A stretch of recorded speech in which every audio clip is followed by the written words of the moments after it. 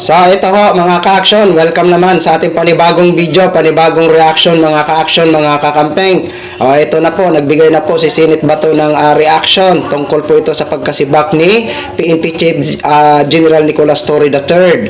Ayon sa kanya, at aminado ho siya na galit daw siya dahil nga po sa nangyari kay Pastor Apollo Kibuloy at saka sa kay dating Pangulong Duterte ho mga ka-action. Ito po mga ka-action, bago po tayo magtuloy-tuloy, pakinggan at panoorin po muna natin ito. Just goes to show na kulang forever. That's the reality sa vision. Anytime you can be believed. So, you have to believe it. I have to be clear about it. Galit ako sa kanya, sa ginawa niya, kay Pastor Apollo Kibuloy at kay President Duterte. Pero ngayon naawa ako sa kanya. Dahil after nung ginawa niya lahat-lahat, binigyan siya ng posisyon, tapos sinibak na rin siya. Galit ako na naawa ako sa kanya. Because I've been there. What if ako ang nandyan, nakaupo at sinunod ko lahat ng orders ng nagbibigay ng orders sa akin. Lahat na ginawa ko. Kahit na bordering to illegal acts, unconstitutional acts, questionable acts. Ginawa ko na lahat. Pagkatapos, ngayon, tanggalin lang niyo ako ng unceremoniously. That's my opinion as a former chief PNP. Ganun na yung feeling ko.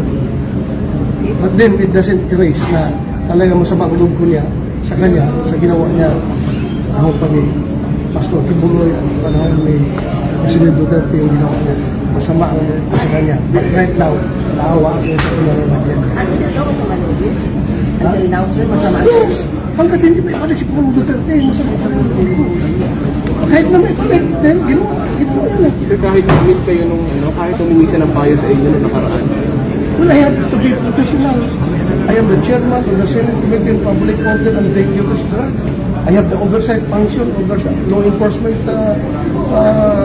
community. And the PNP is greatly a part of it. So we have to be civil, to be professional. Kung kaharap ko sila. Kahit nagalit ako, masama ko ako, I have to deal with them professionally. Ayan po mga ka-action, mga kakamping ha, narinig na po natin. Aminado din siya. Masama talaga ang loob niya hanggat hindi pa nakakabalik daw ito si dating Pangulong Duterte. Di ba?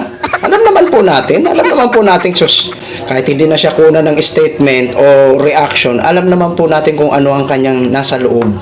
Di ba? Sa atin naman kasi nakakalungkot na gusto natin malaman ang katotohanan, pero bakit hindi sinasabi kung ano ba talaga ang mabigat na rason kung bakit kailangan sibakin ito si PNP Chief General Nicolas Torre, di ba? Ang gusto lang naman natin yung katotohanan kung ano ba talaga ang dahilan. Kasi PNP Chief po yan eh. Dapat may mabigat po talaga na dahilan kung bakit siya sinibak. Ayaw naman daw kay ayaw naman kay kanina sa interview, di ba? Sa press ko ni Secretary DILG John Vic Remulla, wala naman daw nilabag na batas. Di ba? Kaya nga tayo nag-iisip eh. Kung walang nilabag na batas, ano ba talaga ang mabigat na rason bakit kailangan sibakin ang isang matinong PNP na walang ginawa kung hindi ipatupad ang tama? Di ba? Yun yung nakakalungkot eh. Na gusto natin malaman. Alam nyo, sa totoo, ang laking tulong ni PNP Chief sa administrasyon ni Mr. President Bongbong Marcos. Malaki. Di ba? Napakalaki mga ka-action. Kasi kung ano yung mga achievement niya, achievement din yun ng Pangulo. Di ba? Hindi man lang natin narinig ngayong araw kung ano ba ang reaction ni PNP Chief. Di ba? May nakita ba tayo ng mga interview? Wala. Bakit ganun? Di ba? Pero sige lang. Kahit man asarin man siya na asarin, balahurain man siya na balahurain ng mga DDS, nandito ho tayo. Para itama natin ang kanilang pambabalahura. 'Di ba? Tumawa man sila, at least maganda naman ang record ni PNP Chief, di ba? Oh, nadala sa dahig si dating Pangulong Duterte. Andyan, nakadetain si Pastor Apollo Kibuloy. Di ba?